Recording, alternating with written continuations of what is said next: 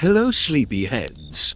Tonight we drift into the gilded shadows of ancient Egypt, where temple walls whispered with prayers, incense curled like secrets through stone corridors, and young women walked barefoot on sacred ground that felt both like sanctuary and cage. What historians call devotion and archaeologists term religious service, these temple maidens knew as their entire world. Beautiful, mysterious, and quietly suffocating, as duty can transform the divine into the mundane. Before you settle beneath the watchful gaze of ancient gods, offer your reverence. Tap like and subscribe if this slow, sacred tale calls to your restless soul. Whisper in the comments where across this wide earth you're listening, and what how the stars witness your vigil. It fills me with wonder to imagine this temple of voices stretching across continents and time zones. Now, dim the lamps like temple braziers at dusk. Let a gentle breeze carry the phantom scent of frankincense and myrrh. And let us glide into tonight's tale, the veiled lives of Egypt's temple maidens, told softly enough to ease you towards sleep, yet haunting enough to linger in your dreams until morning breaks over the Nile. Tonight the air sits cool and watchful, a thin silver before the sun remembers its duty. The courtyard has not woken fully. It is listening.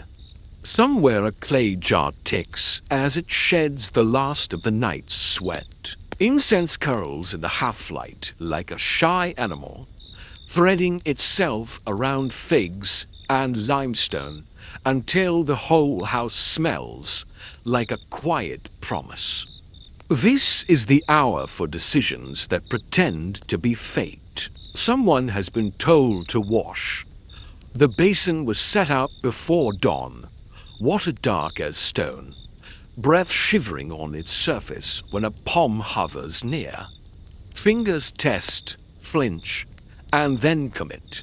The chill beads across forearms and climbs the shoulders in a line of small awakenings. A whisper of oil follows, sesame, a ghost of myrrh. Braids are smoothed until they hold without complaint. A thin line of coal draws resolve in the place where resolve is often faked. The taste of pomegranate skin clings bitter at the back of the tongue, the way important days cling to memory. Feet know the way from habit, packed earth to flagstone to that one cracked tile that rocks and announces any secret. Sandals brush dust into low clouds that rise and glow like embers in the first spill of light. In the doorway the mother stands, hands steady and not steady, the kind of steadiness that is muscle and not belief. She has already folded the garment twice. She unfolds it now, linen that will rustle like rules. It is not heavy. It will be. Listen, metal against metal, a sistrum waking somewhere beyond the wall. The sound is a curtain. It is also a key.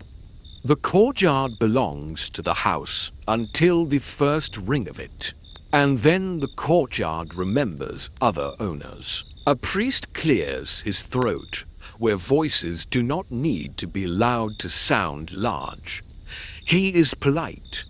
He is never only polite. There is a blessing in his mouth that arrived on a tablet yesterday, or last week, or 3 seasons ago when someone in an office traced a name and drew a circle around it. Neighbors find reasons to sweep, to adjust a jar, to be present while pretending they are not.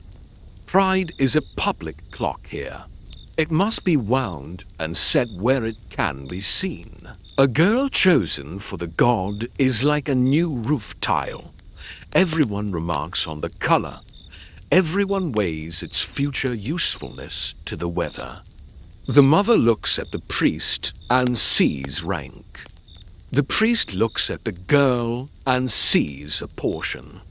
The father is already speaking of provisions, of bread and oil allotments, of the god's generosity that arrives with excellent handwriting and many seals. Numbers comfort him because numbers do not know the child's face. The girl knows the taste of dust when sandals slice it into strips.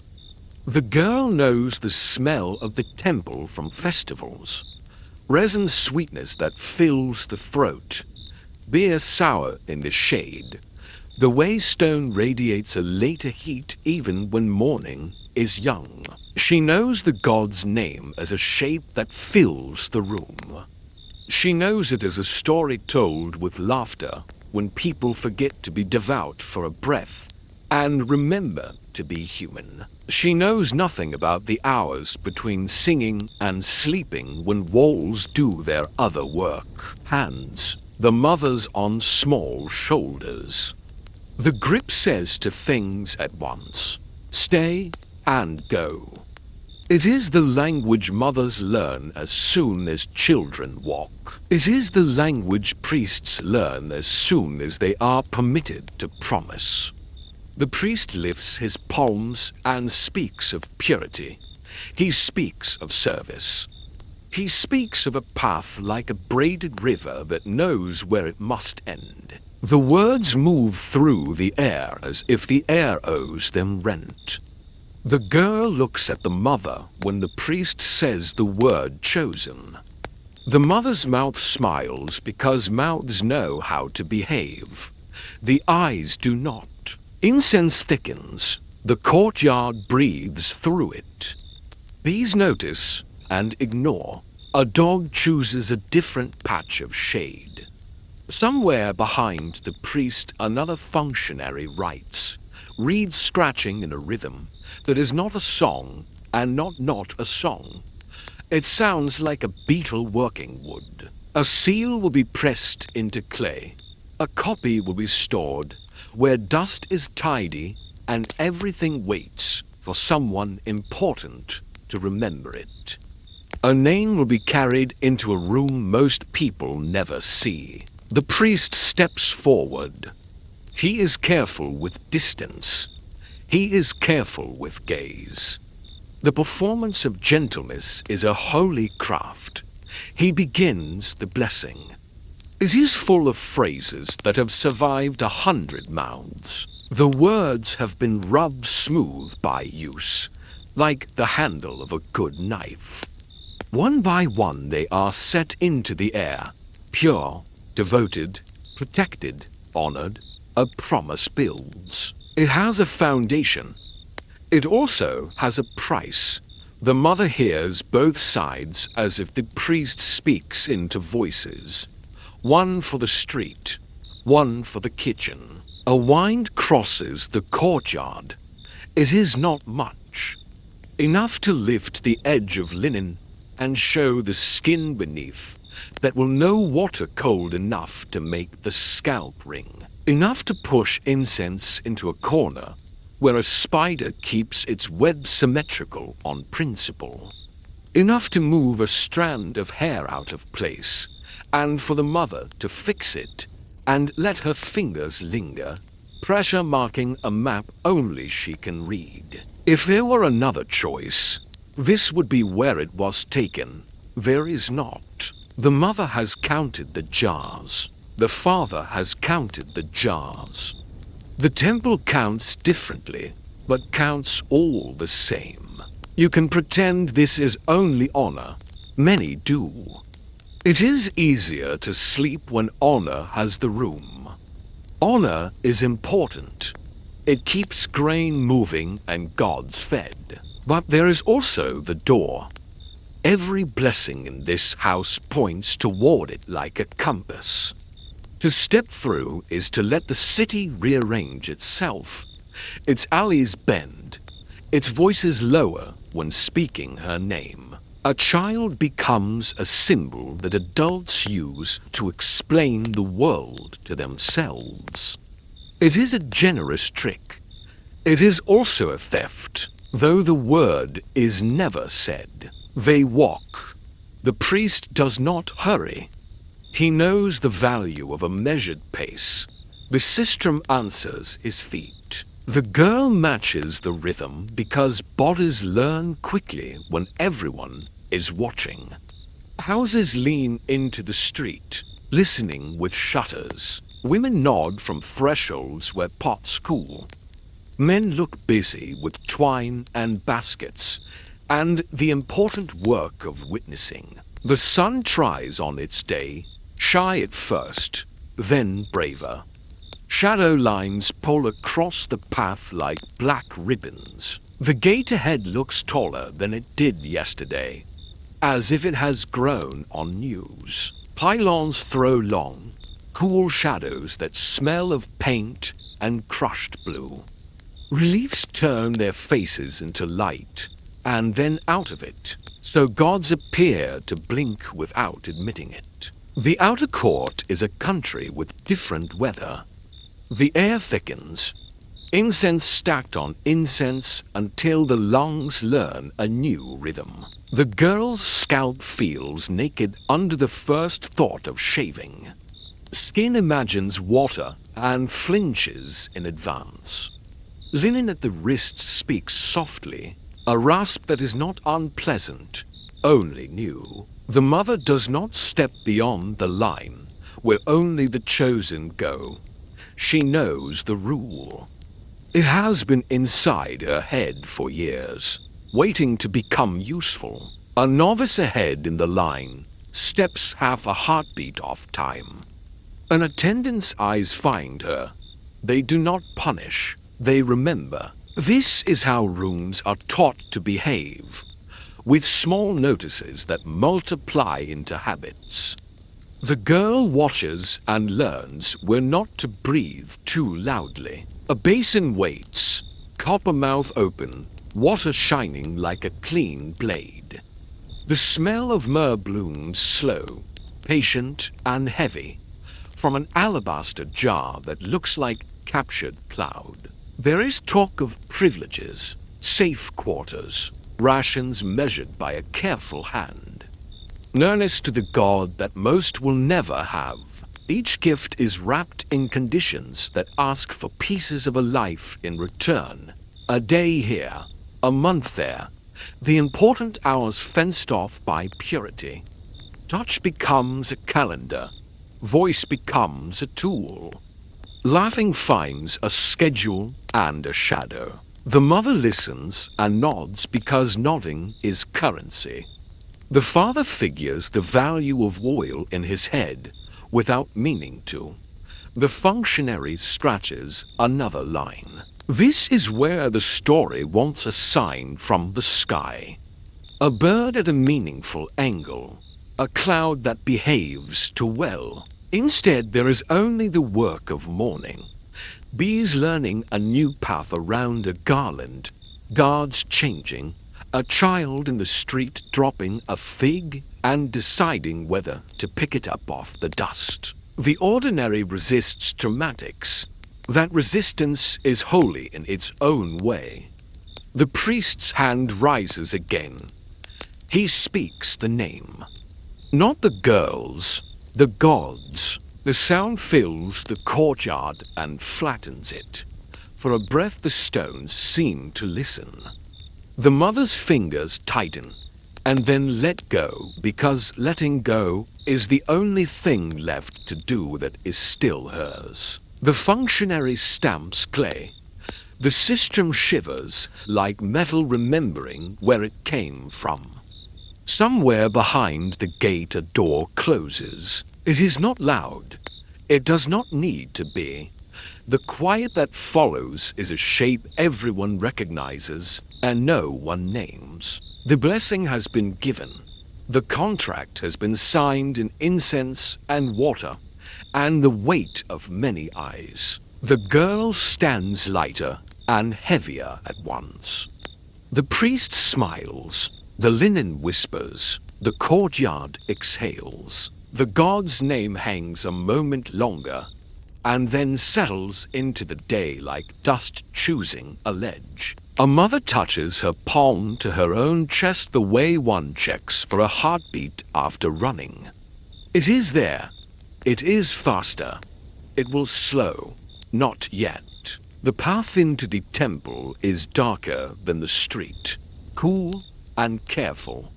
Shadows fold around words painted long ago, when paint still remembered the plant it had been. Feet cross the threshold, the air changes. The house will feel bigger tonight for having lost a body. The city will feel smaller for having gained a symbol. There is no echo at first.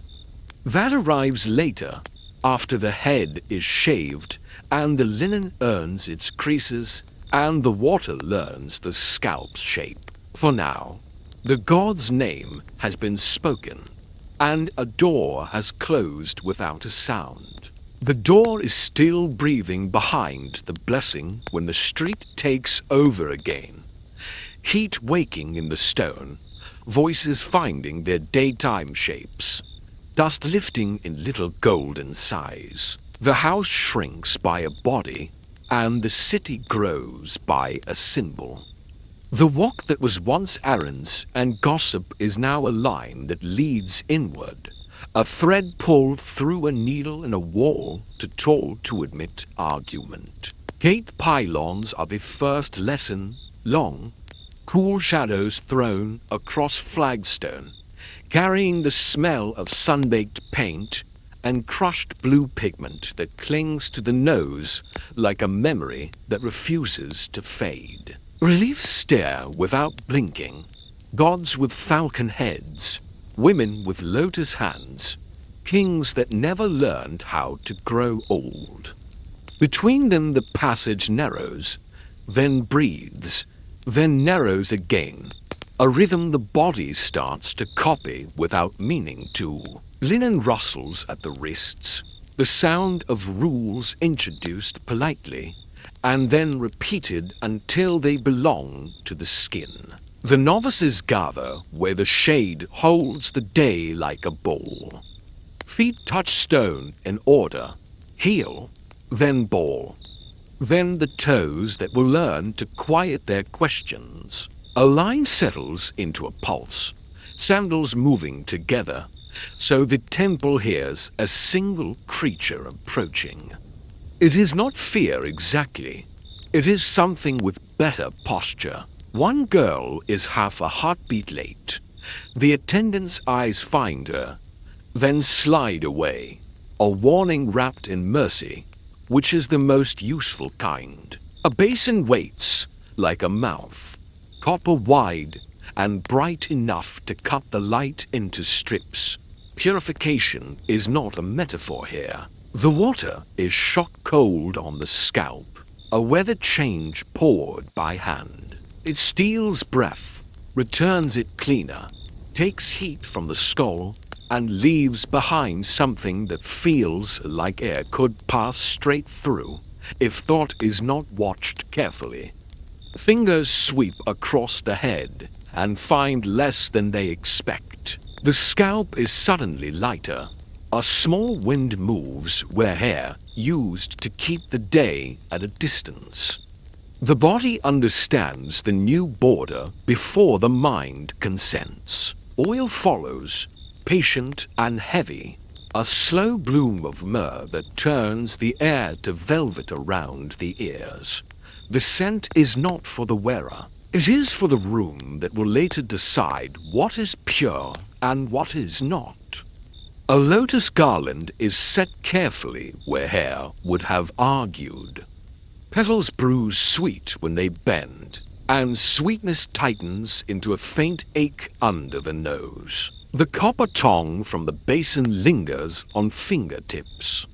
It tastes like a coin placed on the tongue to buy passage somewhere the map does not show. The corridor opens, then tightens, thresholds stacked like questions. The gate announces each part of itself by forcing a name into the mouth. Lintel, jam, wing. Nothing magical happens when the words are said. The walls simply agree to let bodies keep going. The novices do not look left or right. Left and right are for festivals. Today is forward. The attendant sistrum gives a small rain of metal to mark time when breath wants to rush ahead and be done. Time does not rush here. Time enjoys its power and takes small, measured steps. Fresh linen is given and taken as if it were instruction. The cloth rasps softly at the wrists and the back of the knees. That rasp is a teacher with a pleasant voice. Stand straighter, walk quieter, remember how much of the body belongs to the god now. The knot ties in a place the fingers will learn without looking. The knot will hold because someone with experience set it. That is trust. It is also dependence. The temple likes both. They pass a wall where blue still pretends to be water. The paint has the courage of old rivers, chipped but unpersuaded. A priest passes in the opposite direction with a tray of small cups that steam faintly, and the air goes softer round him like cloth around a lamp. He does not see faces. He sees ranks, duties, a set of moving parts that will be where they should be when the doors open to let the god eat scent and sound. The god eats essence. Everybody else eats the leftovers.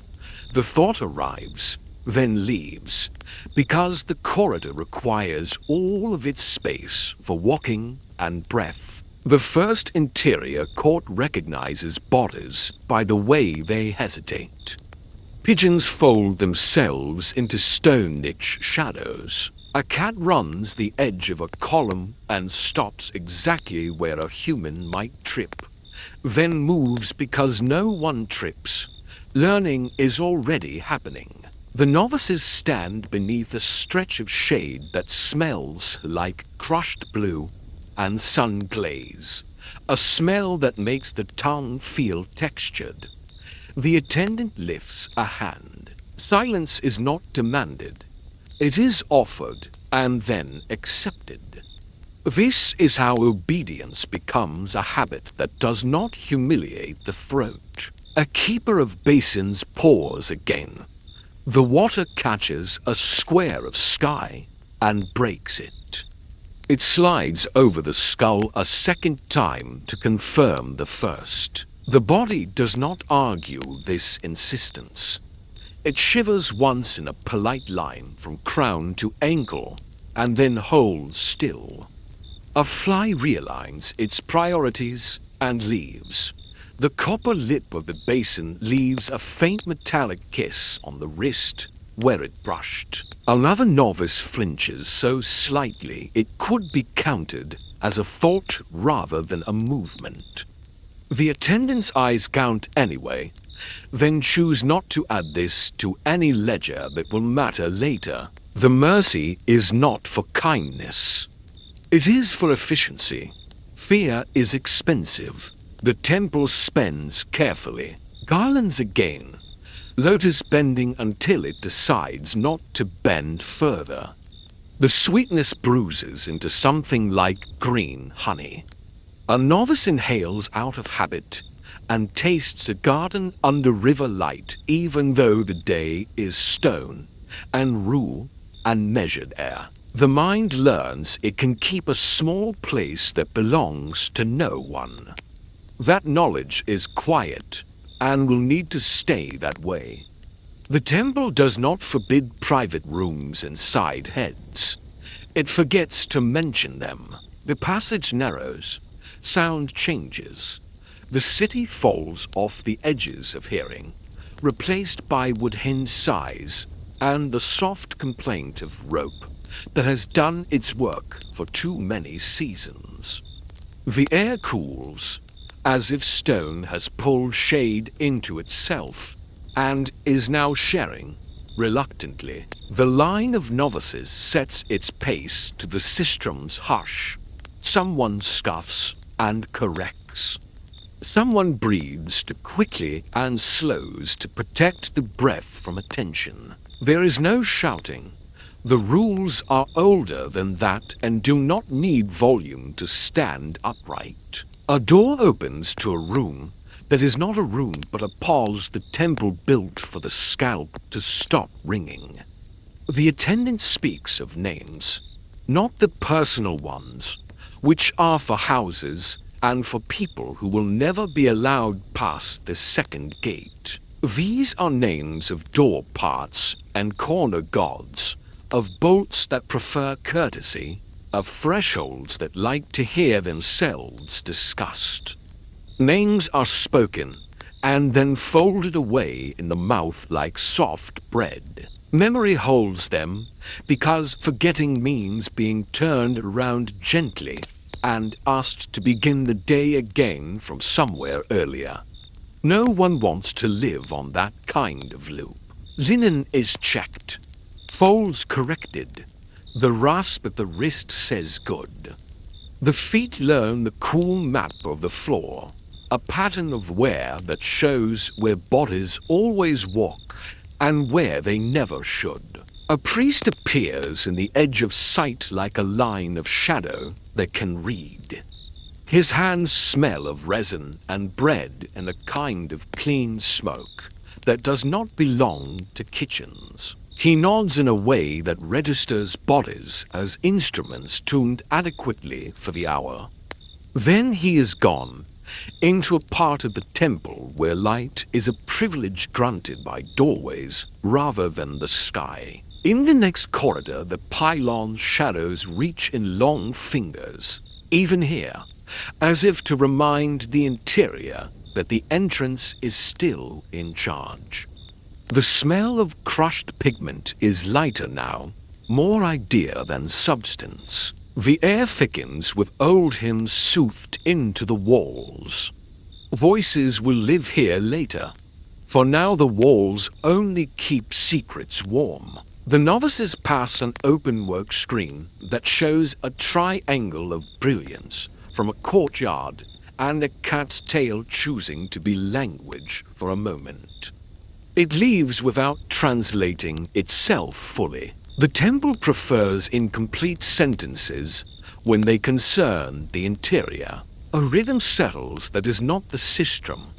It is this space between striking it. The body begins to read that silence like script. Steps fall there. Eyes lift when permitted, which is to say, almost never. The scalp cools. Thoughts move slower, heavy from the cold that woke them. Where hair once carried the day's grit and gossip, the bare crown carries the feeling that ideas might float away if not tethered by a rule or two. A novice imagines thought slipping like a fish, silver and stupid, out an invisible door at the top of her head. She smiles without moving her mouth. The attendant does not see, or chooses not to. The mercy holds. There are rules for hands. They do not reach. They do not point. They cradle the air between the belly and the heart like a small, well-behaved animal. There are rules for eyes. They learn floor and threshold, and the exact moment a glance can be permitted to touch a piece of gold leaf and then be taken back, unburned. There are rules for breath. It leaves slowly and returns with fewer edges. The temple teaches without admitting it is a teacher. It calls this purity and lets the body translate. Somewhere beyond, the sanctuary breathes. It is not seen. It is only a pressure change, a softer cold, a thickening of resin in the nose that makes the next inhale feel like syrup through a reed. A door they will open for the high ones, the hands that tend the statue, the mouths that pronounce the words that wake a god without ever letting sight trespass. That door is not for this line. Knowing that is part of the crossing, not resenting it is the rest. The novices stop where the floor darkens by a finger's width, the mark of the place where new feet learn to wait. The attendant faces them and says nothing for 5 breaths, then nods like a judge who approves of silence. The sistrum speaks once, a silver whisper. The line adjusts by that much. Somewhere a bowl touches stone and gives a clear tip of sound. Somewhere a priest inhales, and it makes the room a fraction smaller by filling it with intent. The hair is gone. The linen knows its root. The wrist rasp writes its soft reminder.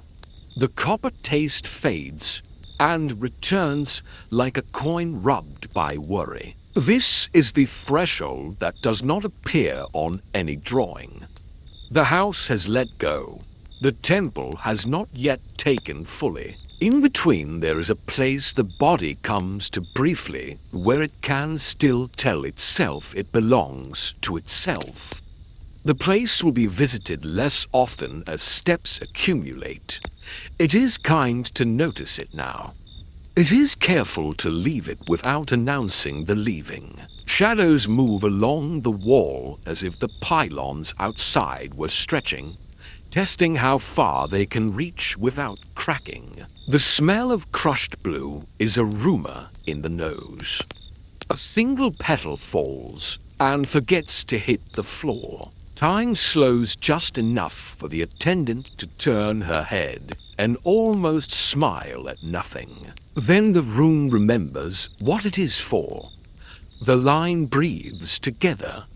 The day snaps back to its proper size. What waits ahead is the place everyone speaks around instead of about. The sanctuary is near. It is not seen. It is only sensed. A hush with weight, a coolness shaped like a room. The unseen is always the louder room. The silence that followed the last corridor does not last long.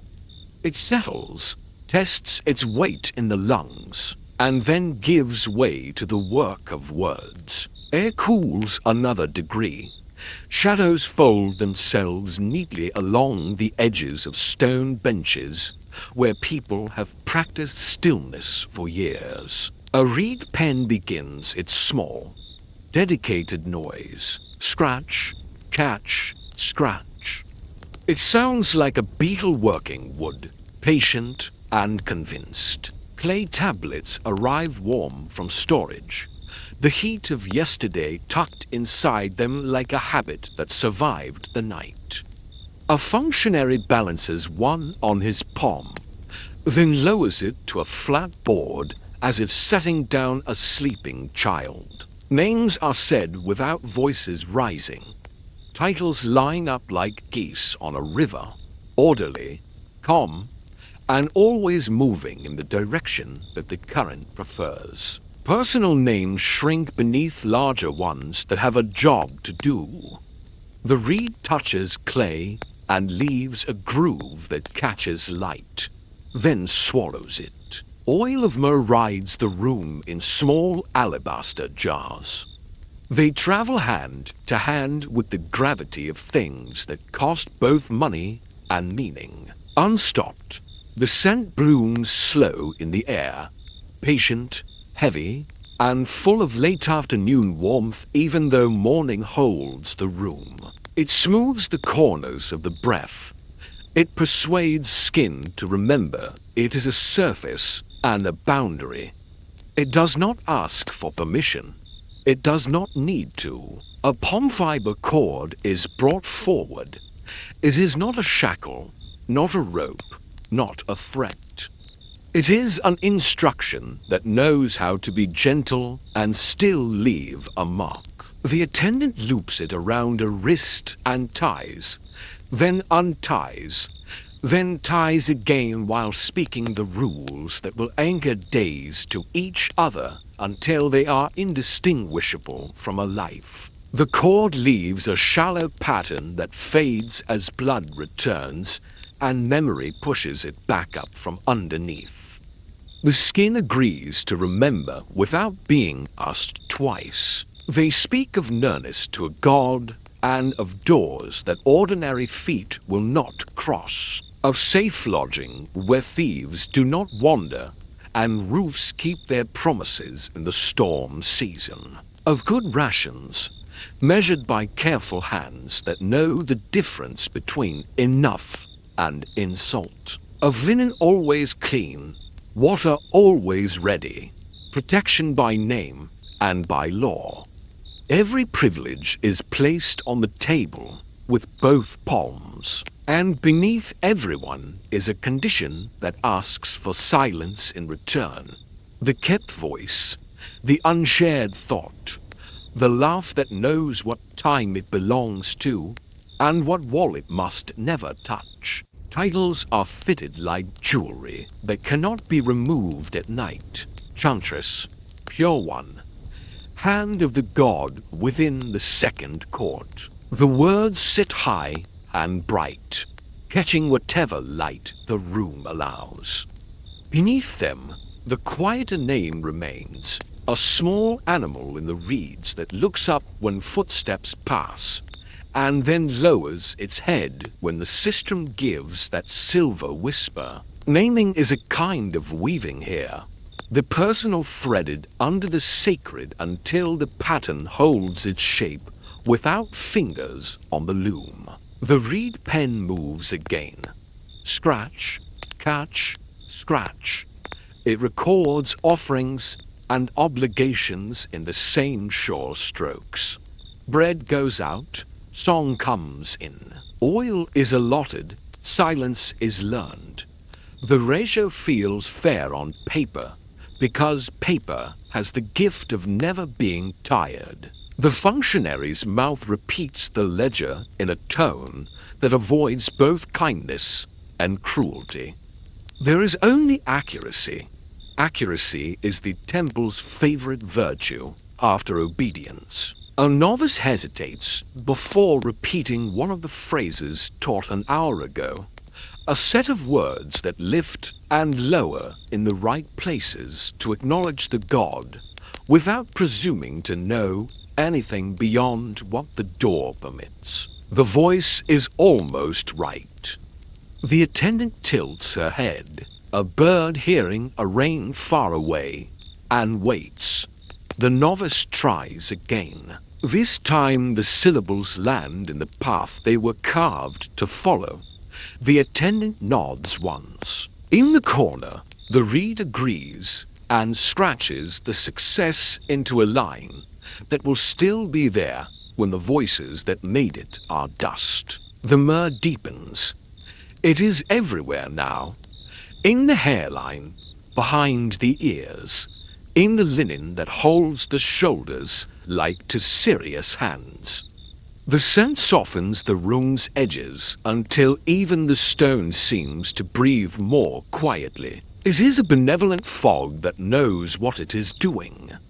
It teaches calm the way water teaches stone to like being smooth. The novices stand taller, because standing taller is the easiest way to keep the scent from becoming a weight. The cord returns for a moment during a list that begins with purity and ends with humility, though not in that order. It warms in the attendant's hand and cools again on the wrist, a circle that leaves no bruise and still persuades the pulse to pay attention. A shallow pattern rises, fades, returns, the body's way of copying the day into itself.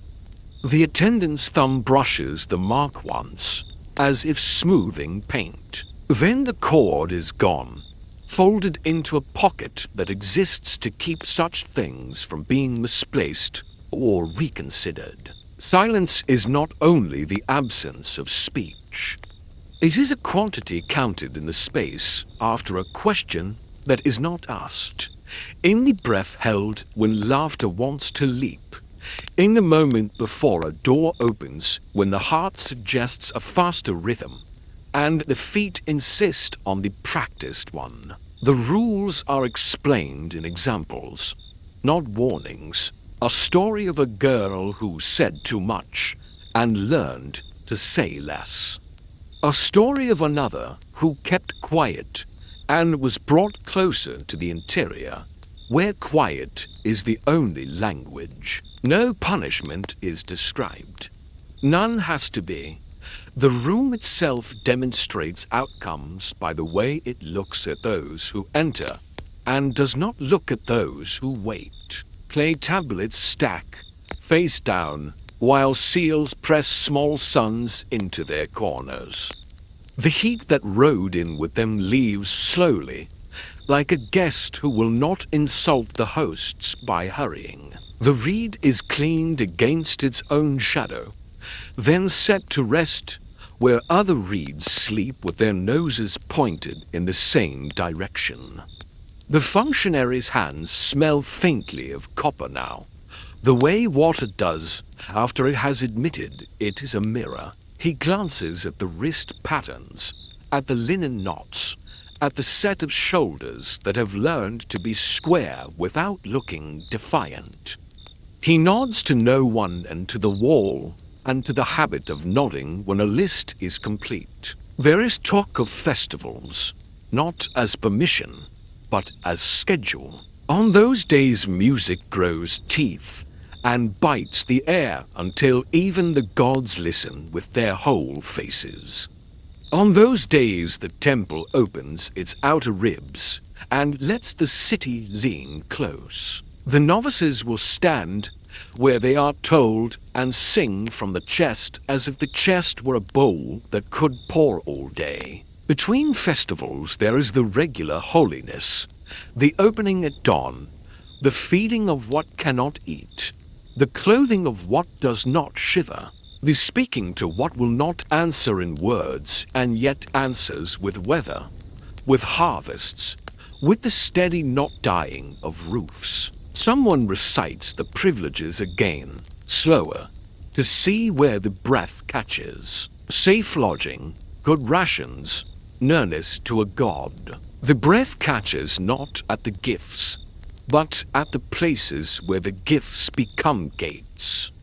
The attendant hears it and lets the moment widen, just a finger's width, then closes it with a look that is not unkind. Mercy and warning share a cup here, and drink without arguing over who sipped first. Outside the door a small procession passes, a tray of bread that will be bread for a while, and then be memory, a jar of beer that drips cold along its side and makes a darker circle on the stone, a garland that will give up its green with dignity. The novices watch through the corner of their eyes the way one watches a river that will be crossed, but not now.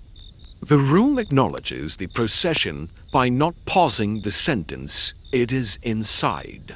The sentence ends exactly when it should, as if the world had listened for the period and decided to cooperate. The attendant takes one step closer. She says the name that belongs here, the title first, bright and public, then the sequence that ties duty to daybreak and dusk. Finally, the personal name, now wrapped, offered back changed by proximity more than by sound. It is still itself. It is also the temple's. The girl repeats it. The fit is not perfect at first. New sandals never are. But the foot finds its way inside the shape given to it. A final touch of oil at the crown. A last glance at the reed grooves where obligation and identity have been walked into clay. The cord is shown, not applied, and the wrist remembers without help. Outside, Light moves by a finger's width along a painted god's cheek and makes the color warmer for a breath. Inside, breath leaves and returns with fewer edges. The day folds itself into the space where it will sleep until tomorrow finds it and lifts it open again. The room releases its hold, not fully, enough to let walking resume. Enough to teach the difference between free and permitted. The myrrh lingers on linen and in the mouth, a taste like a thought that will not leave until it has been agreed with. Feet learn the cool map of the floor again. The doorframe measures shoulders in passing and approves of how they have learned to carry their quiet. The new name sits where names sit, on the tongue, behind the eyes, in the spine where posture begins. It fits, not gently, not cruelly, accurately, and somewhere beneath it, softer than a reed's scratch and more stubborn than a seal's sun, the old name echoes. It does not argue, it does not vanish, it waits. Dawn arrives like someone careful with doors, opened by a finger's width, then a little more, until the light remembers how to walk the floor. The last echo of vows has not left the ribs, but the day is already asking for hands. Water waits in jars that held the night like a secret and now give it back in pieces. The bowl tilts, cold touches scalp, then colder. Shaves skin wakes, like a field after wind, every blade of grass aware of its own edge. Breath leaves quickly and returns tamed, as if it has been rinsed. The basin's copper mouth kisses the wrists and leaves a faint taste in the air that tongues translate as metal and mourning. Clean linen meets clean linen, a stacking of white that turns the shoulders square and the spine honest.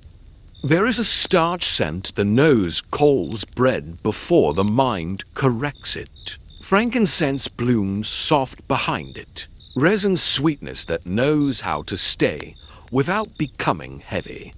Hinges speak as doors open and settle, a soft animal note of oil coaxed into wood grain, comforting as a big cat breathing on the other side of sleep. The knot ties where it tied yesterday, practiced into obedience. The cloth answers every movement with a low rasp that feels like a teacher clearing the throat. Statues wait in dimness where light has to crawl to be allowed. Stone seems to breathe when gold leaf catches a thread of morning and pulls it across a cheek, an eyelid, a lip that does not need lips to speak. The room is careful with its own silence. It lays it down in layers, then asks anyone entering to choose a layer and stand inside it. No one argues. The choice is between quiet and quieter, and both are correct. This is the first hour, the body made ready so that the hands can pretend to disappear. Purification begins at the crown and works outward until even the shadows feel rinsed. Fingers move through steps that hold their own memory. So much is repetition, and repetition learns to be devotion, and devotion becomes discipline. Discipline, if tended properly, practices a quiet erasure at the edges, the place where the person used to fray. The temple prefers smooth borders. The doors to the shrine do not swing, they exhale. The scent inside is older than language and unbothered by it. A breath is taken because a breath is always taken, but this one is a promise. Nothing will be clumsy, nothing will be quick. The god does not hurry. The room honors that. Hymns belong to the throat, but start lower, where the ribs hold their small boats of breath. The first note finds the place on the wall where last night's note rested and lies down beside it. Sistrums answer with silver rain, thin and deliberate. Hand drums give the floor its heartbeat, steady enough to make skittish thoughts stand still. The melody is not complicated because it has no need to prove anything. It repeats. It turns back on itself without apology. Repetition is the point. Repetition keeps the door open. Offerings learn their order by living it. Bread arrives first because bread is always the beginning. Loaves crown in golden humps, still warm from ovens that take their time as a matter of faith. Beer follows in porous jars that sweat a little as if they, too, have walked the corridor. Water is poured in a ribbon that becomes light while it falls. Fruit waits. Meat waits. The incense cone is lit and decides to become river instead of mountain, smoke finding the god by the root and nose by heart. The table accepts everything and gives nothing except the feeling that something invisible has just eaten. One drop of oil hangs at the mouth of a jug and decides to fall at precisely the wrong second. It lands near the offering table and makes a sun the size of a thumbnail. No one speaks. A breath is held so long it becomes a prayer without words. The room hears the mistake, and the mistake hears the room. A cloth appears. The drop is persuaded to be elsewhere, then nowhere. The air resumes. The lesson is learned where no sound can mock it. The sistrum's next whisper is fractionally slower, the way a mother pats a child's back after a cough, and only then continues the story. The god is washed with water that remembers the river without needing to boast about it. The statue's eyes receive a small, invisible mourning, a ritual touch that says wake even though waking is not technically what stone does. Linen is changed with gestures that pretend to be ordinary so that holiness does not feel pressured to perform. Jewelry is placed back where jewelry belongs, light collecting in small bowls and larger declarations. Tools go back to their chapels, implements to their crypts, everything to the cupboard that knows every shape it shelters. The order of these motions is itself a hymn the hands sing. Outside the inner court, daylight argues with shadow and wins by doing nothing at all. Inside, repetition wins by doing everything the same until the same becomes new. There is a midday ritual waiting with a posture identical to morning, slightly louder, because the sun insists on being witness. Later, there will be dusk, the colors leaving the walls one by one until the room holds only the blue of endings. Between these points are tasks that do not believe in spectacle: scraping, sweeping, sorting, mending, counting. Grain is tallied with a sound like dry rain. Ledgers make their cricket music. Every tick of a reed pen is an eyelash laid on paper to ask for a wish that has already been granted. Continuation. The body keeps its terms. Shaved skin asks for the wind and forgives the lack of it.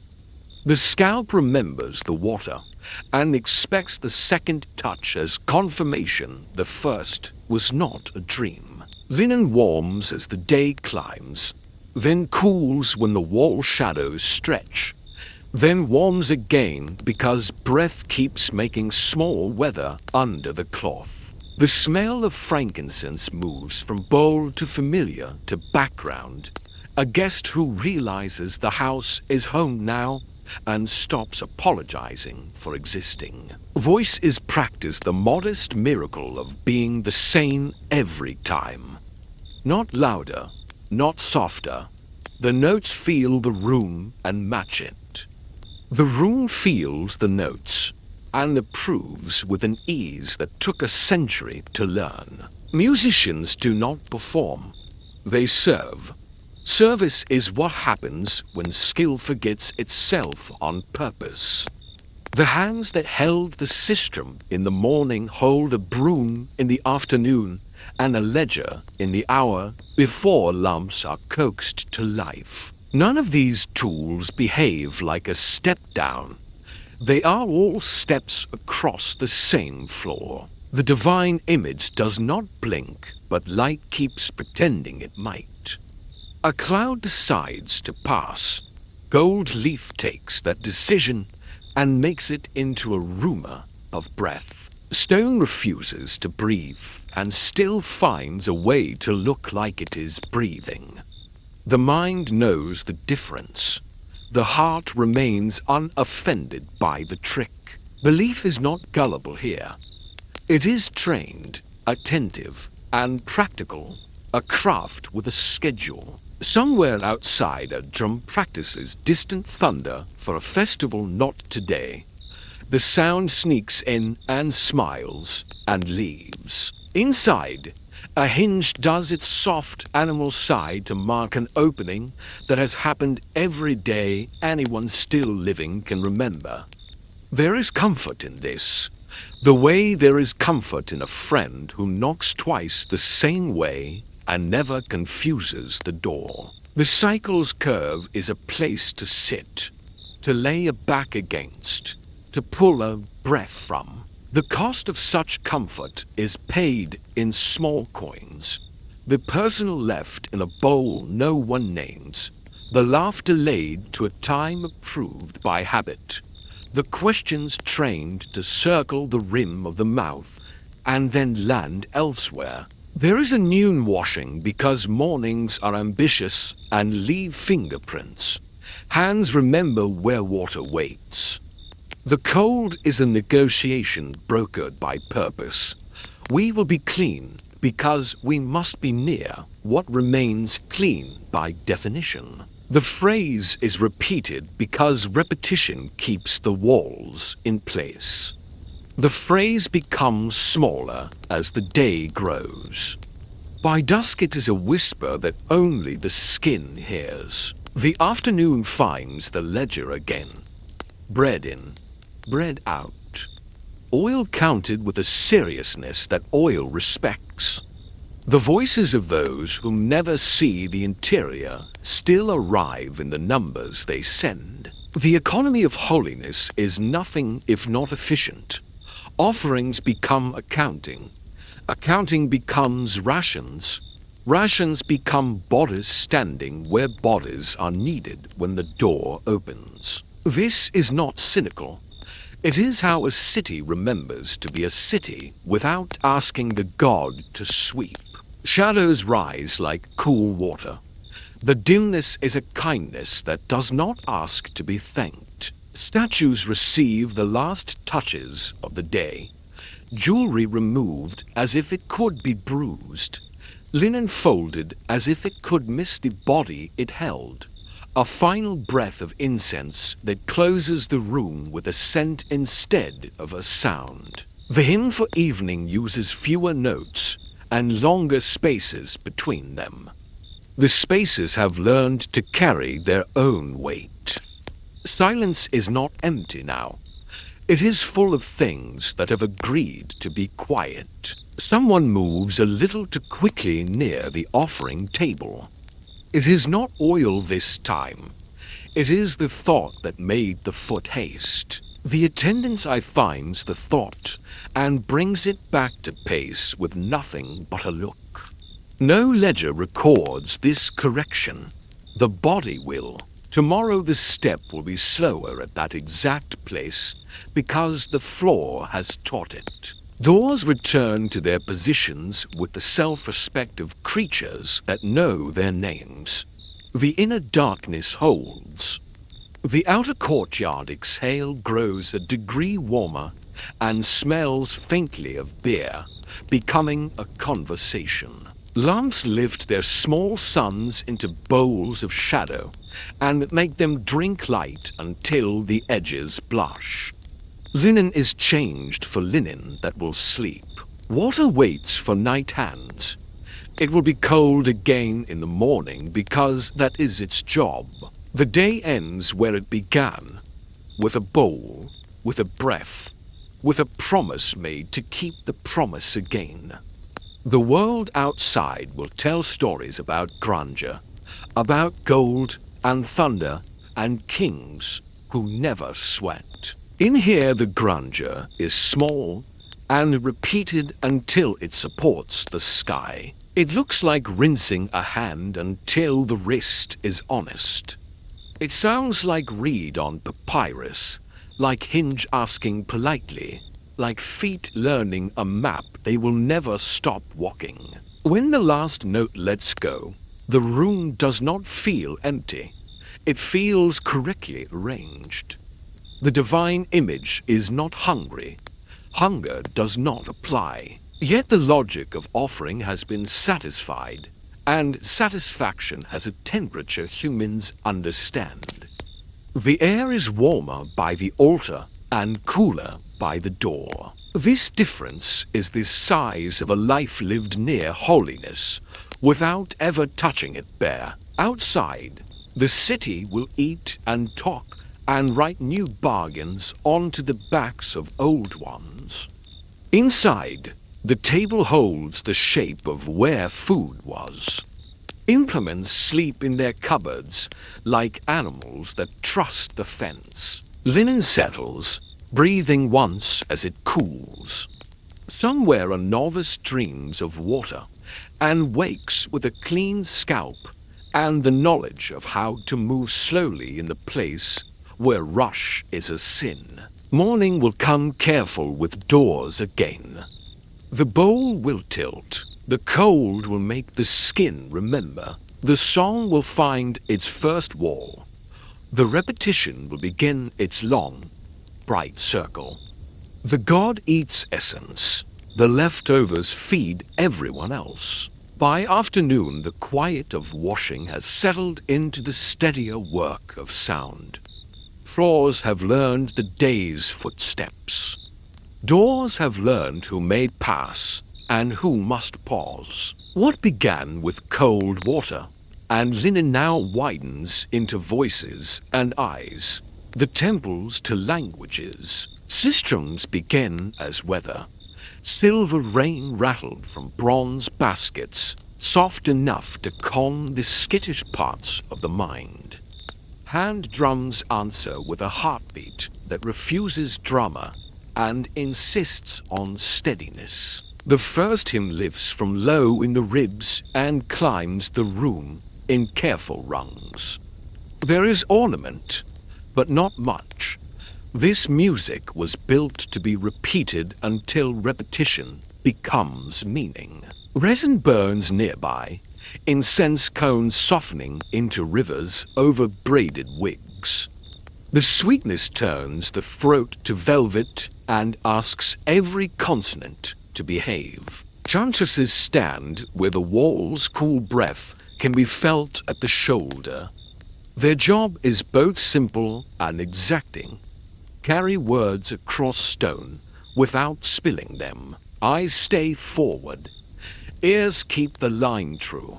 A lead voice places each phrase like a vessel on a shelf, and the rest fit theirs beside it, leaving just enough space for air to move. Between stanzas, the sistrum shakes a light rain, then stills, then shakes again.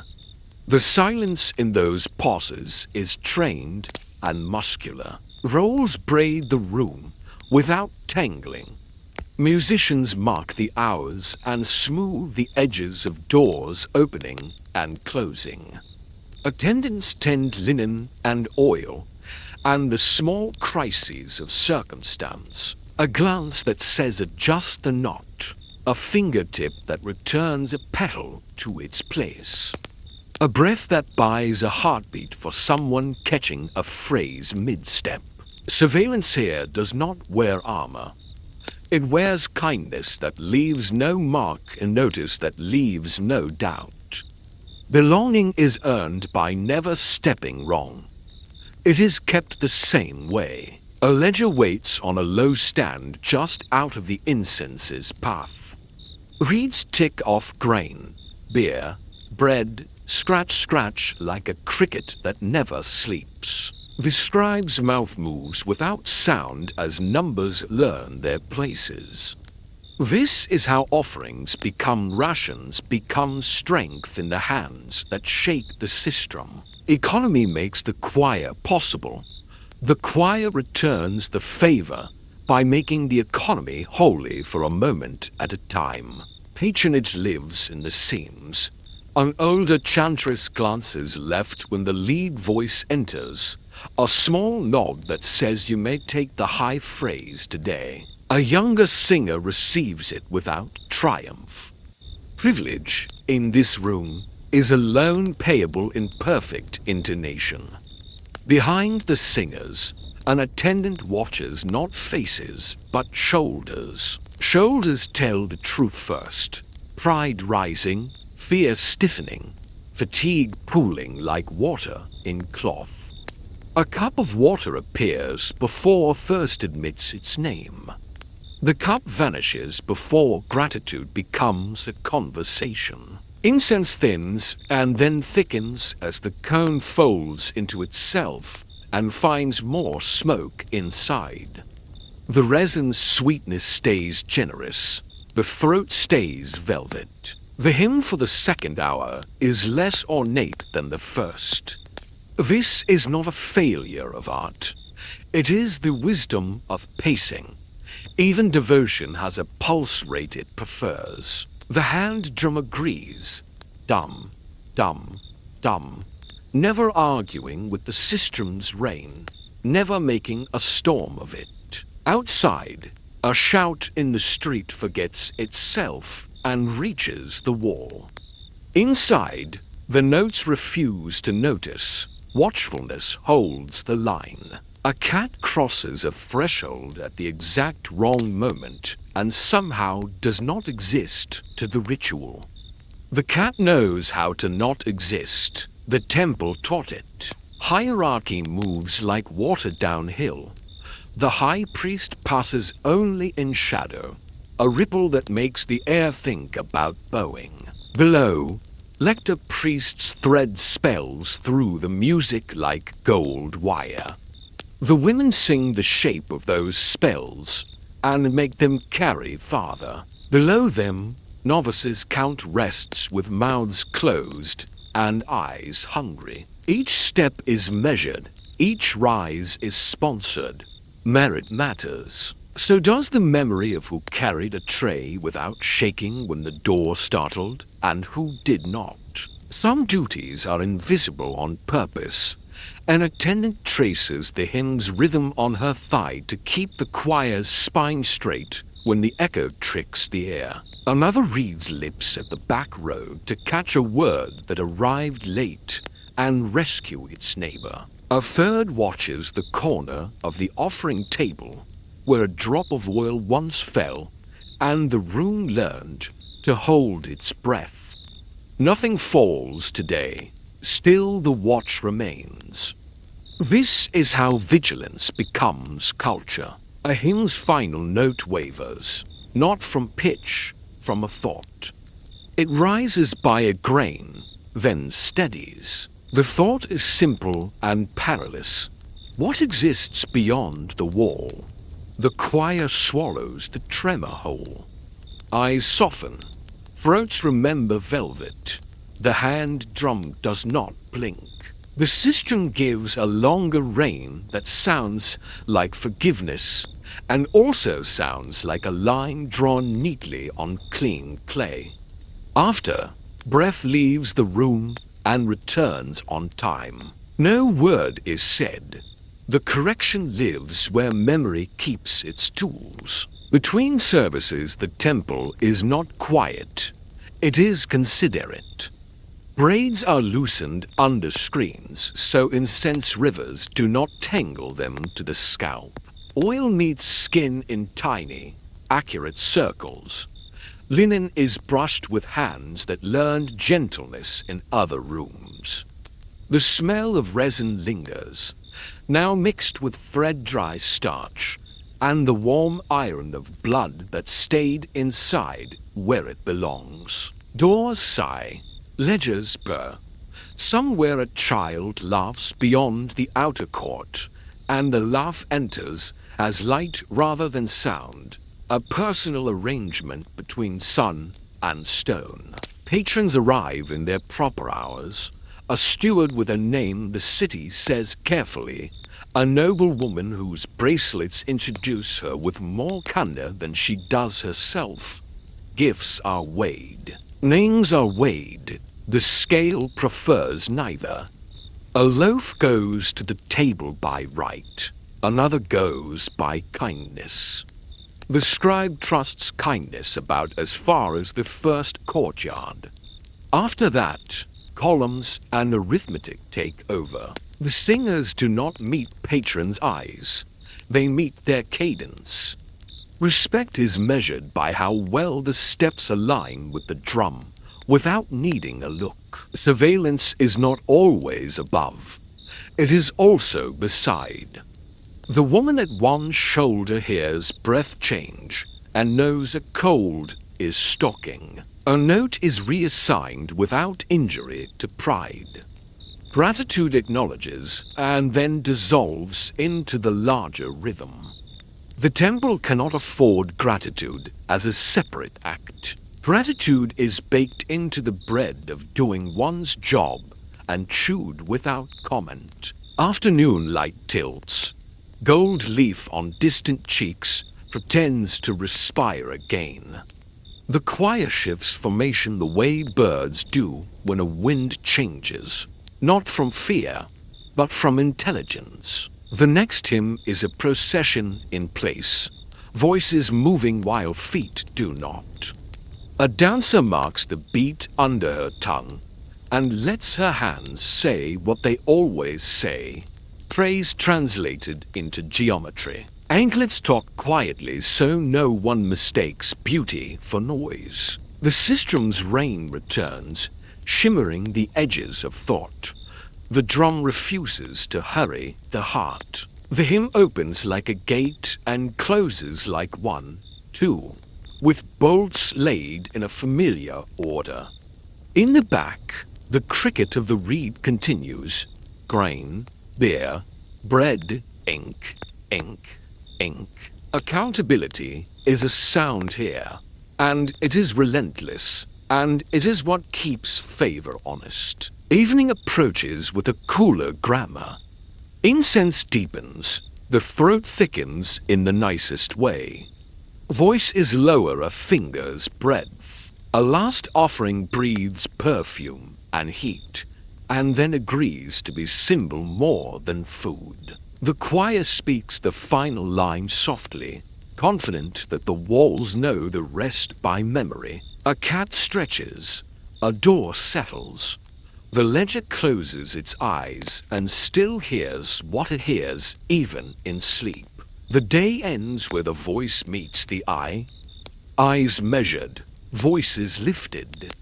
Harmony holds because everyone inside it learned the cost of letting it fall. No one says fear. Fear is present, domesticated, brushed until it shines, taught to answer to another name when called. Harmony is not the absence of fear. It is fear taught to sing in key. By late day, the music has settled into muscle memory, leaving the room tuned and the air sweet in the quiet way incense knows. What lingers is arrangement. People where they belong, doors deciding who counts as inside, and comfort arriving on schedule like a carefully trained animal. Bread comes first because bread always does. Loaves still warm from the temple ovens, the crusts cracking softly as if they were whispering thanks to the heat that made them rise. Beer follows in porous jars, skin of clay sweating into darker circles on the stone. The drink cool enough to persuade the tongue that the sun has limits. Figs wait in shallow baskets, splitting under thumb pressure with a soft sigh that smells like honey arguing with shade. Food feels like favor here. It is measured, plentiful, and certain. This is what safety tastes like when a god hires the cooks. Quarters are near and known. Courtyards echo sandals at set hours, as if sound itself had agreed to keep the calendar. A door opens with ceremony, a hinge breathing the same polite exhale every day, the lintel glancing at shoulders, the threshold feeling feet and letting them pass because the feet are wearing the correct idea. The same door closes with certainty, not loud, not cruel, only convincing. The walls do not boast, they do not need to. Safety and boundaries share the brick. Tenderness lives here, but it pays rent to protocol. A hand adjusts a braid without being seen to adjust a braid. A cup finds a dry mouth before first confesses itself. A laugh visits and leaves by the correct exit. Touch is permissioned, greetings that graze cloth, guidance that stops at the elbow, comfort delivered like a small parcel with the string tied neat. The heart does not forget itself. It simply learns the shape of the room it must live in. This is the paradox of being kept safe by being kept. Prestige is a cloak worn inside the walls, smooth, useful, warmer than most. The city outside knows these women by titles that make shopkeepers stand straighter. The temple recognizes them by posture. Rank is read in knots and roots. Who may cross which band of shadow? Who may greet which door with the eyes? Who may speak first, and to whom? Patronage hums softly in corners where bread is sometimes heavier and oil sometimes travels farther down a forearm than the rulebook strictly imagines. Favor exists, but it is chaperoned. Evening turns the sky to black lacquer, pricked with stars that refuse to blink. Night air carries blue lotus like a story everyone knows by heart. Sweetness slow enough to tame the day, river cool threaded into the heat's hem. Lamps wake one by one and make bowls of shadow drink light until the edges blush. A cat patrols the colonnade with the lazy authority of things that belong by existing. The courtyard feels larger for a breath. Then the hour advances. Then the courtyard remembers its size. Rules of movement are not cruel. They are thorough. One route for novices, another for chantresses, a third for hands that carry what must not be jostled. Some paths teem at morning and fall silent by noon. Others do not permit silence to linger in case it learns ideas. A missed turn is not a sin. It is a conversation with an attendant's eyebrows and a gesture as gentle as string pulled through cloth. The temple does not punish quickly. It corrects by habit until habit is indistinguishable from self. The day's ledger sleeps with a full stomach, grain, bread, beer, counted and kissed into place by ink that dries without haste. The scratch-scratch of accountability has ceased for now. Yet its echo stays behind, like a cricket that forgot to leave when the season changed. Rations meant comfort at midday. At night they mean agreement, food in exchange for hours, certainty in exchange for circumference. Beyond the outer wall a drum finds itself. It is a festival day somewhere just far enough away to be theory. The rhythm is a bright animal, pleased with its own heart. It climbs stone and comes looking for ears. Inside, the candles take their orders. Wicks are pinched exactly when the calendar asks, flames ending like small, obedient lives that do not believe in encore. The drum, undisciplined and joyous, speaks of streets and sweat and arms thrown high. The room, disciplined and dignified, finishes its sentence. This is the tension, joy uncaged just there, routine domesticated in here, both certain of their rightness. Safe lodging means roofs that do not leak and nights that do not splinter. It also means keys that sing when turned. The ring moves from hand to hand only in prescribed hours. The song they make is bright and metallic and honest about belonging to someone else. Doors answer with that same polite exhale, then the certain close.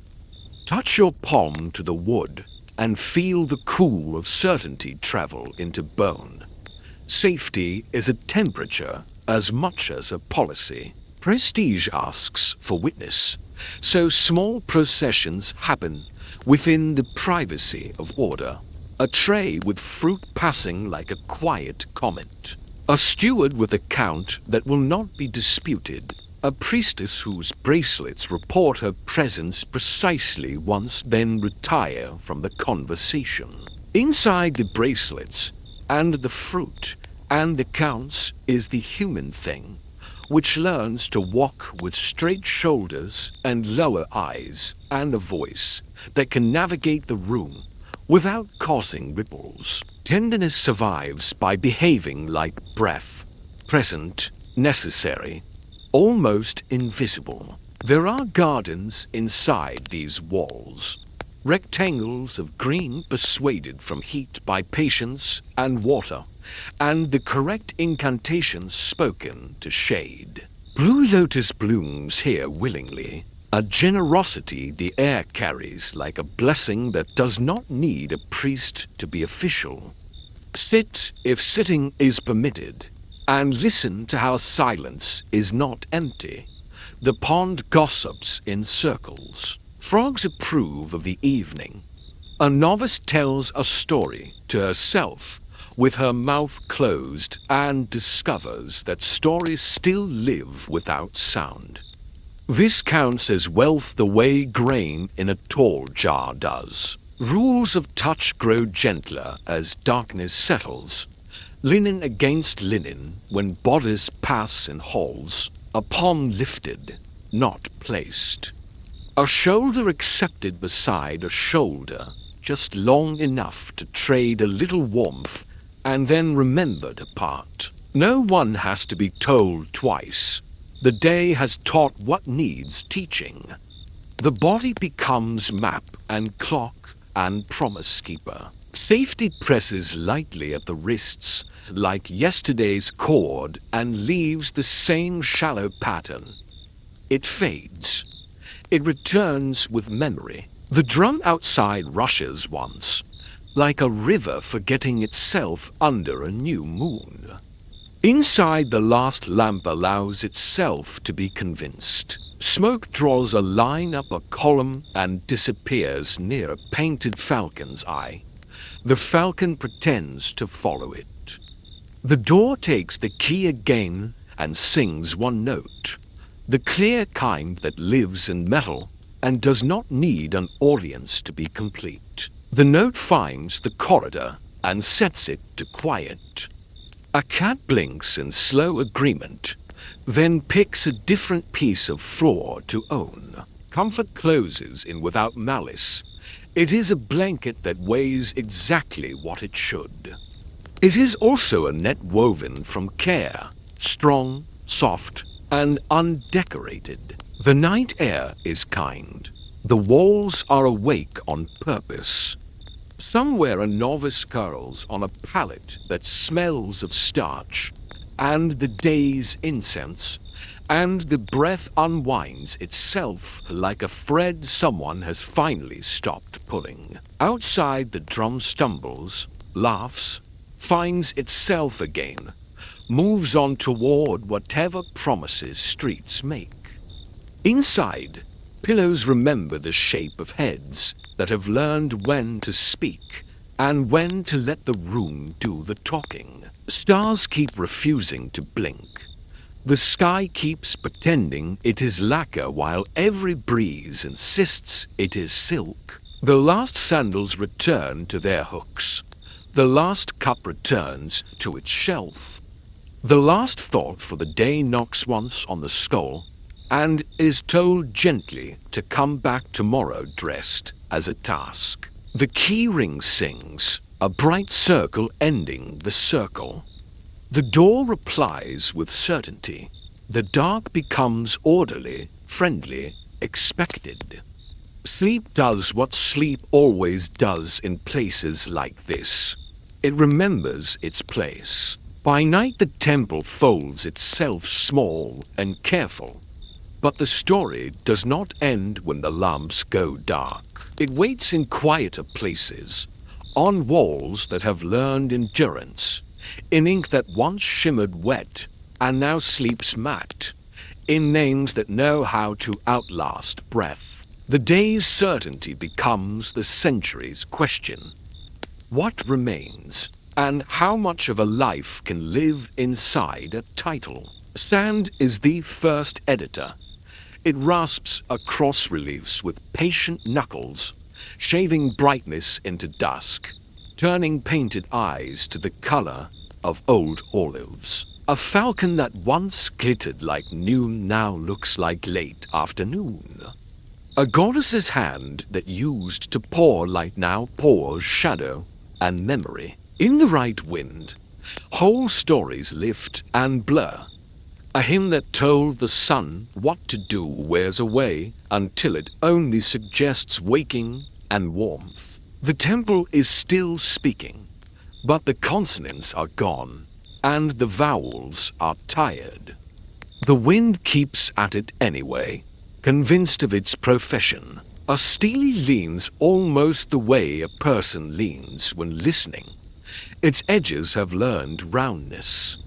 Its lines have learned to carry loss without drawing attention to the effort. The inscription survives because stone is stubborn, chantress, pure one, beloved of. The phrases are sober, official, correct. They fit inside the mouth without snagging. What they do not do is turn and look back at the reader with the tilt of a specific head. They do not say who braided her hair, or whether she preferred figs to dates, or if she kept a stray cat fed and never admitted their fondness. Titles endure. Preferences rarely do. Some names dodge weather by stepping indoors forever. Museum glass is cold and exact, the way winter can be exact without being cruel. Behind it, a fragment where a woman raises a sistrum, braided wig rendered in carved waves that almost rattle if the eyes are patient. The label speaks softly and quickly, thin as a breath trying to hold a century in 12 words. Limestone relief, chantress of Hathor, late New Kingdom. So much precision, so little person. Still, the glass gives back a ghost, a face from the room where the viewer stands, layered over the face from the room where she once stood. For half a second, the two are one creature, a chorus that knows how to be quiet. Nearby, papyrus waits. It makes the dry leaf sound when turned, a little hush like a secret practicing caution.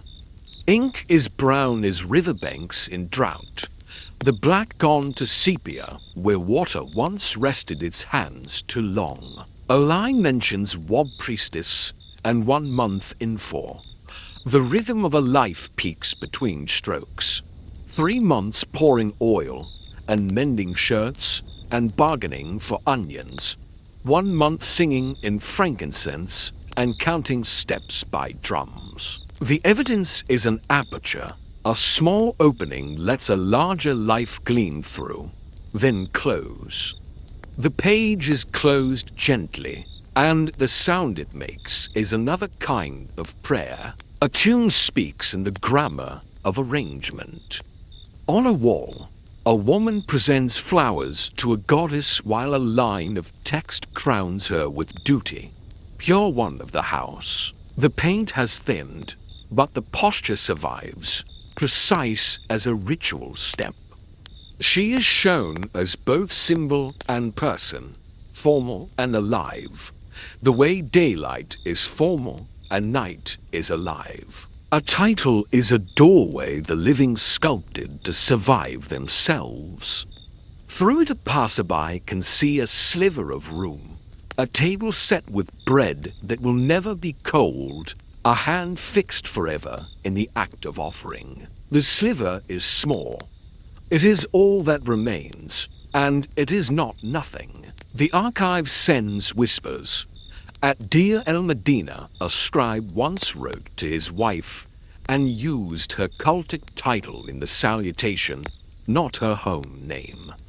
Respect has its preferred uniforms. The line reaches here across a long hallway of years and taps a shoulder. The tap says that titles did not only belong to stone. They belonged to conversation and affection and argument. The paper does not record the argument.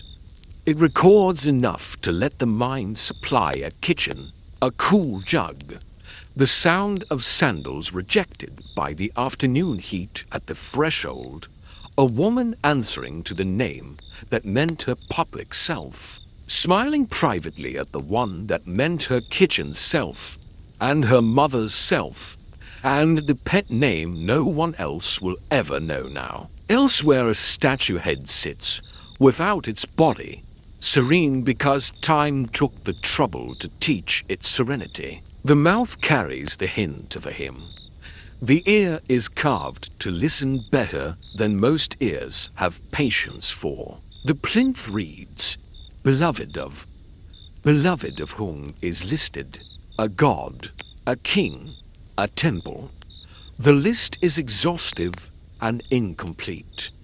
The world that carved the list always thought it was exhaustive and never thought about the incomplete. That is not a fault. It is a habit of certainty. The gaps we feel now are our habit of curiosity, which is not a fault either. A field report announces the discovery of blocks from a temple long buried under other people's problems. Reliefs emerge into light that has new rules. Faces see day again in an age of cameras and notes on tablets made of anything but clay. The archaeologists brush sand off syllables and feel an old script take a new breath. Names surface of kings, of gods, sometimes of women who kept the music aligned with the seasons. The dust lifts in little laughter puffs when a brush does too much. The wind returns to collect what it is owed. Everyone is on good terms. In a gallery, a visitor passes a case with ivories, small women carrying offerings in a parade that never finishes. The ivory still remembers fingers. It remembers heat. It has traveled farther than any of the hands it depicts. The case lists dynasty and provenance, hedges guesses, and erects a little fence of facts to keep speculation from spoiling the lawn. The visitor tries to imagine the voices that went with these gestures. The mind invents a tone, lower for interior, higher for festival, quieter for the last hymn, when even the drums agree that silence is the better percussion. The invention is respectful, and it knows its place. It kneels when the facts enter the room. Evidence is an aperture, a title on a stele, a line on papyrus, a role sketched in miniature, and gilded on a wall. Through each a larger life gleams for a moment. Hands that learned both broom and sistrum, feet that memorized a map of shadows and gates, a mouth that learned to make vowels into ladders. Beyond the aperture, the rest of the room remains undescribed, her favorite shade under the tamarisk. Whether she preferred beer watered or cool from the jar, if she practiced smiling before ritual so her face would not forget softness when protocol took over. Some echoes survive in unlikely places, a hymn's meter repeated in a later church, incense that burns with the same patience in a different century, a title carrying forward like a seed glued to a bird's breast. Hand of, beloved of, pure one, reassigned to new rooms with new rules but the same appetite for steadiness. The word remains. The women it covered have gone to dust, and then to the idea of dust, and then to names that museums spell correctly and pronounce politely. It is not enough. It is what we have. What does not survive is stubborn too. Laughter refuses stone on principle. It does not like to be carved. It likes to be heard and then to go somewhere else in a hurry. The smell of oil after a long day refuses the page. It sits for a second on a word and then slides away like light off metal. The sound of sandals returning to hooks knows better than to enter any record that could be weighed or stored. The little preferences, dates over figs, green coal over black, a fondness for the cat that pretended to dislike hymns and then purred like approval when the last note behaved. These keep their privacy like queens. A guide speaks softly to a cluster of night owls in a museum. Insomnia turned into curiosity for hire. The glass hums with air conditioning and restraint. The label keeps being thin and accurate. A child points at the sistrum and makes a rain sound with her mouth. A parent nods as if to say, "Yes, that is how it goes." On a wall, a painted eye has learned to accept this late attention with grace. The sand outside moves where it always moves, filing the world into its preferred shapes, taking back a little of what the chisel once insisted on. The mind wants more, which is a compliment to the dead. It wants a room with voices in it, humid with breath and opinion. It wants to ask about the day the drop of oil fell, and whether the held breath became a genuine prayer or only a useful habit. The record holds up its hands, clean and empty. It offers the aperture again. Evidence is polite like that. It does not pretend to be the whole. It invites looking, not possession. In the dark cases, ink browns a little more, almost a kindness at this point. Stone stays colder than the room would prefer. Sand makes its rounds with a patience that would be saintly if saints used grit. Titles keep their posture.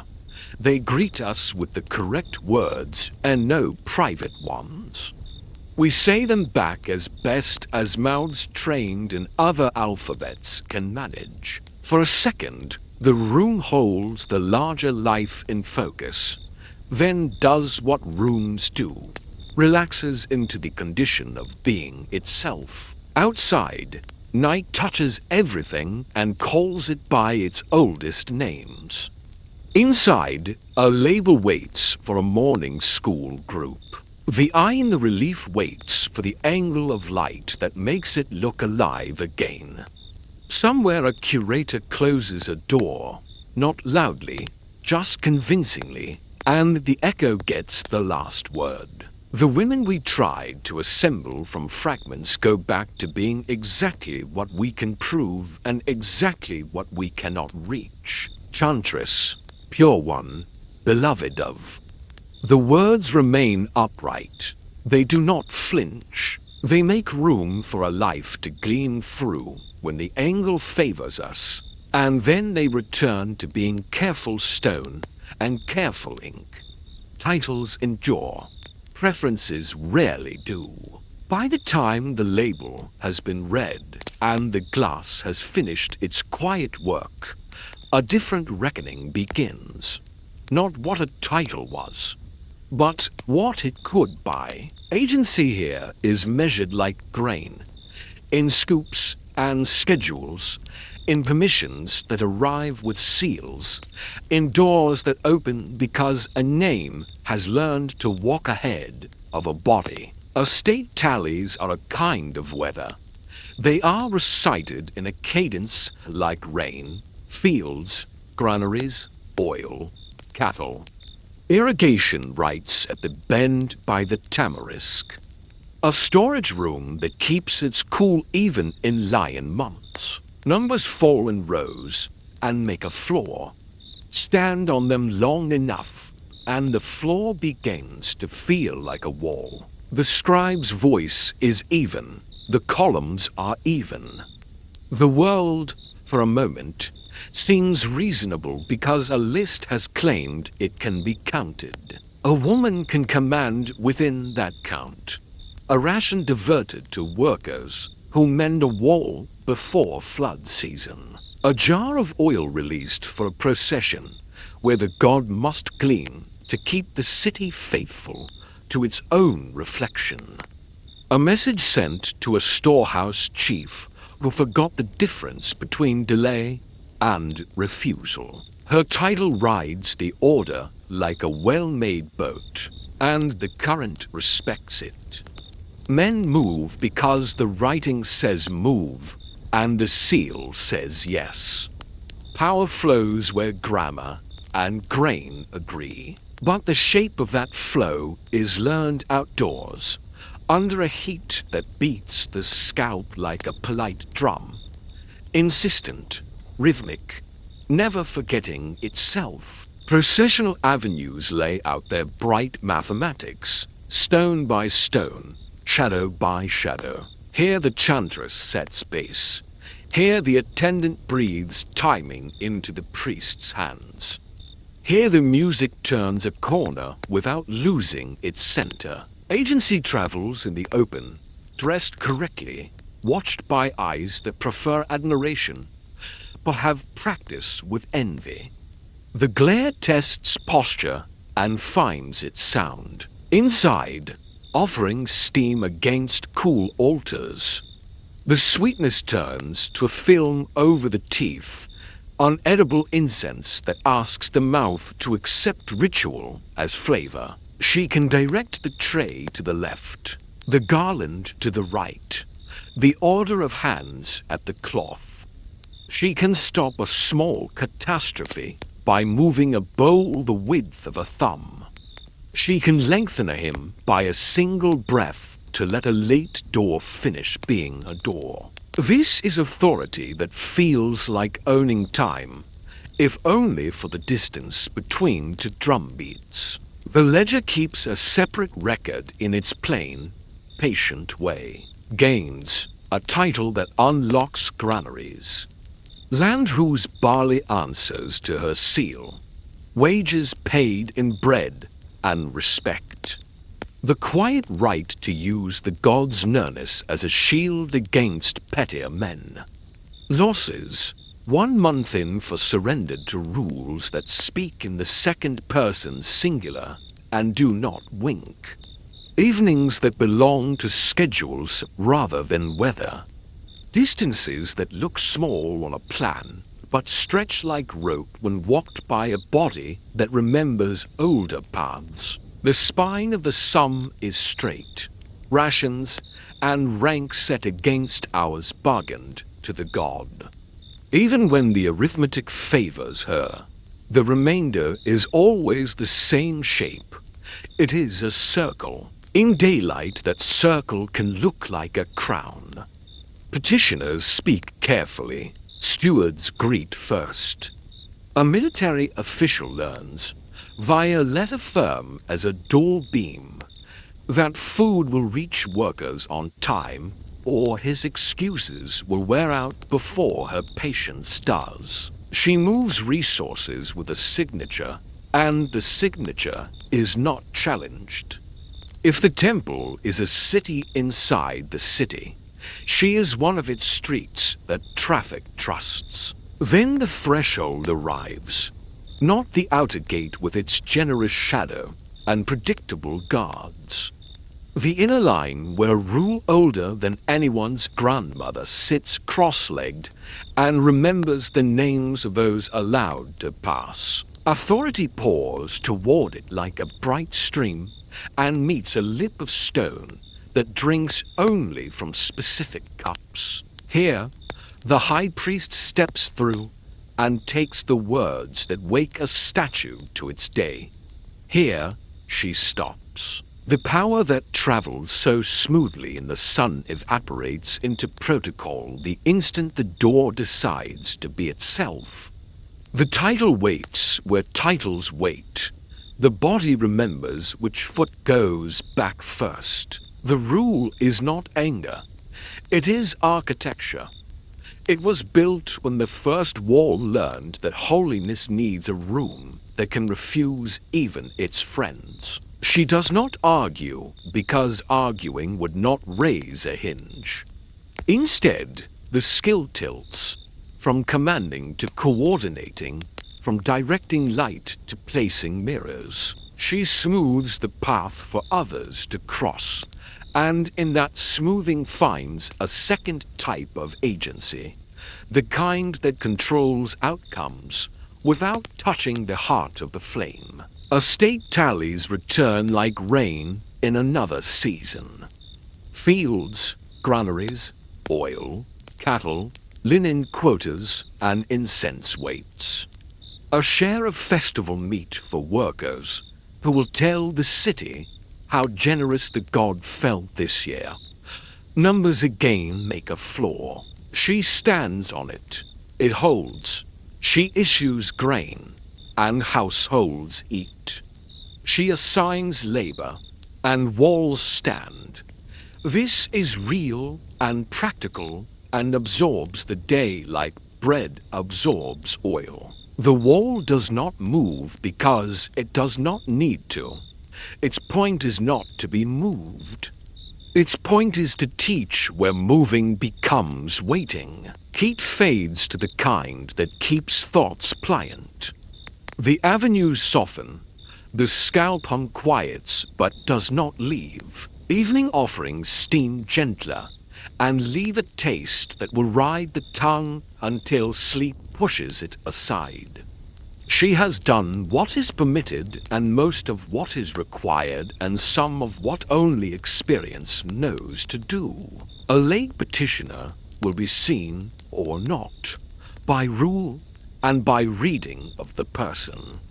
A novice will be corrected with a touch rather than a word, because tonight kindness buys more accuracy tomorrow than scolding would. The ledger closes. The seal warms in the hand and then cools on clay.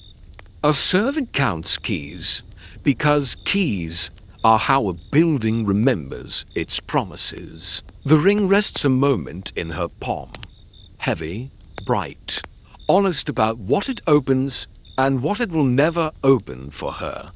In the courtyard, a thin wind plays librarian with lamp smoke, shelving it neatly along the columns. The night's first star pretends to be the only one and is wrong, but forgivably. The record will call her chantress, pure one, beloved of, and it will be right as far as it goes. It will miss the angle of authority in her voice at noon, and the angle of obedience in her step at dawn.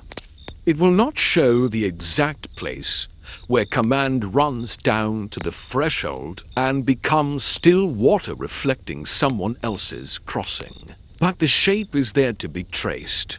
Gains that bought rooms for others to breathe in, losses that bought a quieter kind of safety for herself and those in her shadow.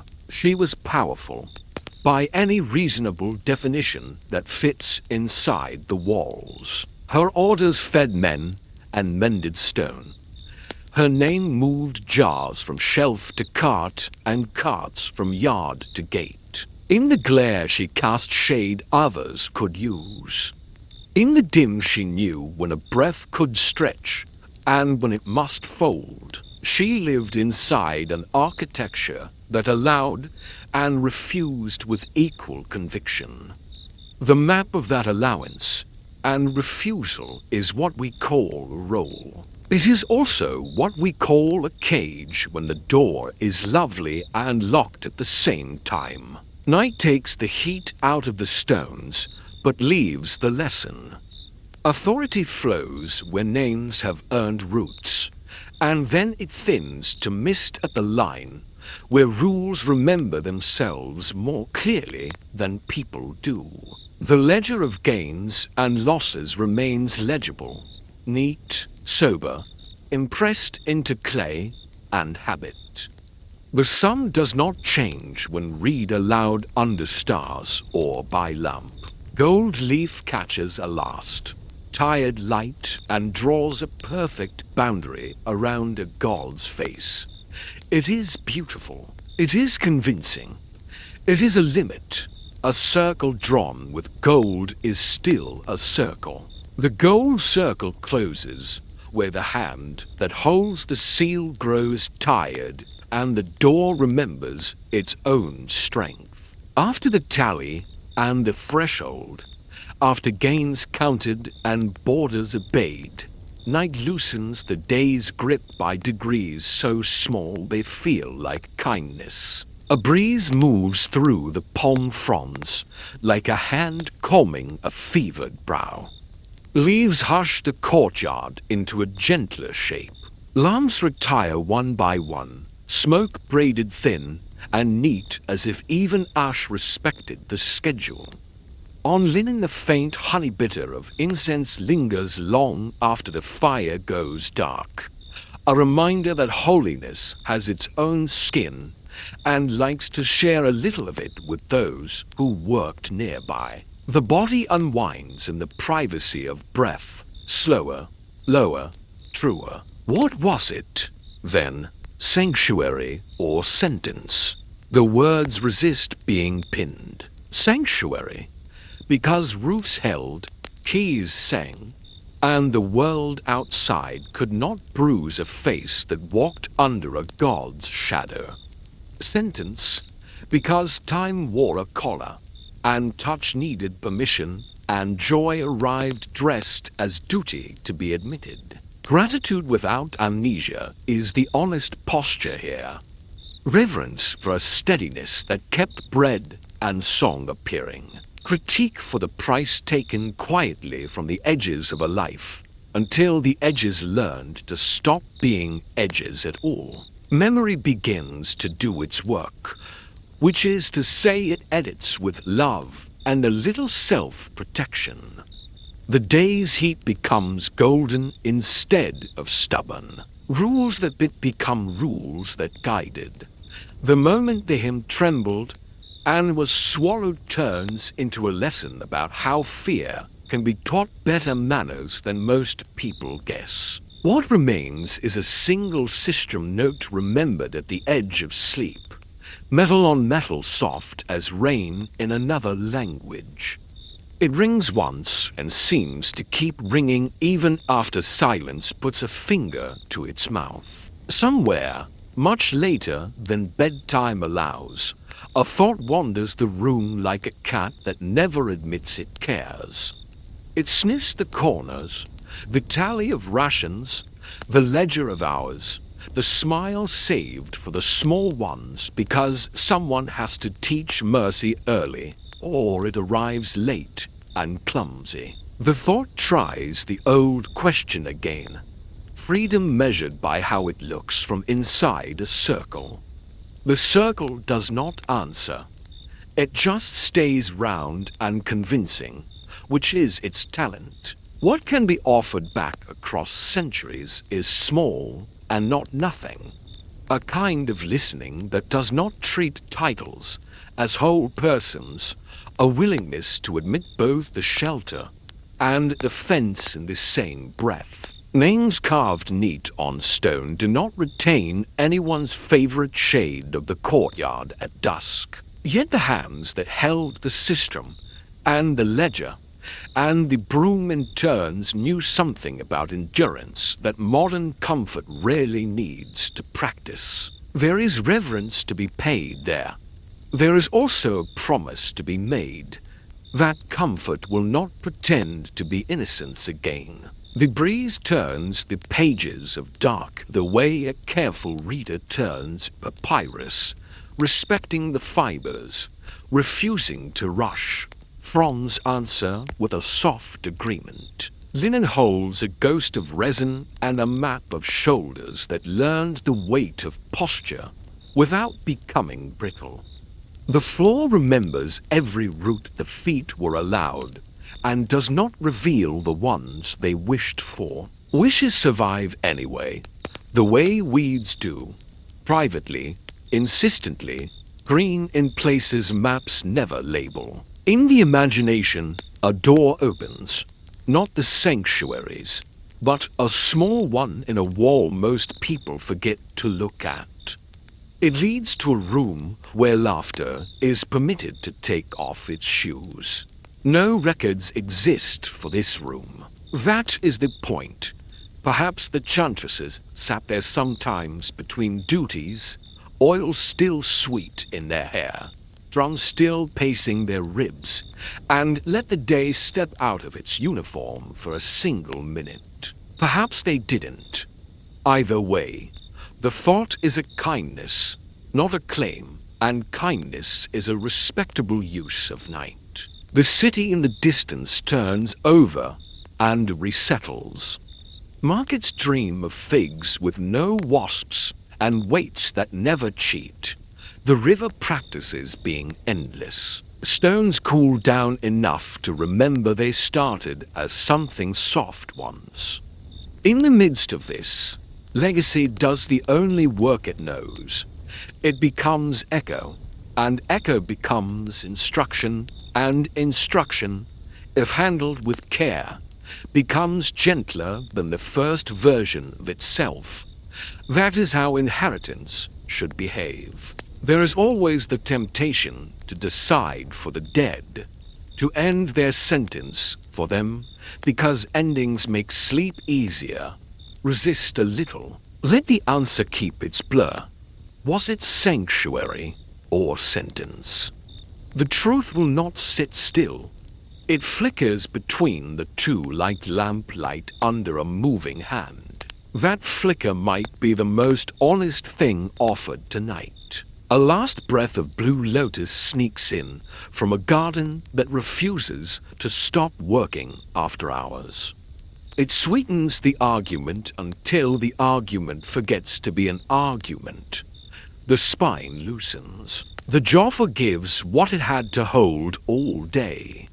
Somewhere far off, a drum fades into the kind of quiet that people used to call blessed because they didn't have better words yet. A single metal whisper lingers in the ear, then takes the polite way out. If the eyes close now, they will find a path that remembers them. The mind will keep a little of the gold and a little of the dust, and that is correct. Rest is not a verdict. It is a mercy, and mercy is what this story asked for all along. Not to be excused, not to be condemned, but to be held with steadiness and given back its proportions. Thank you for keeping watch this long. If the room is darker than when this began, that is the room doing its job. If the breath is slower, that is the body taking its turn at wisdom. If sleep comes, let it come without looking at the door. The temple falls silent, and what remains keeps singing.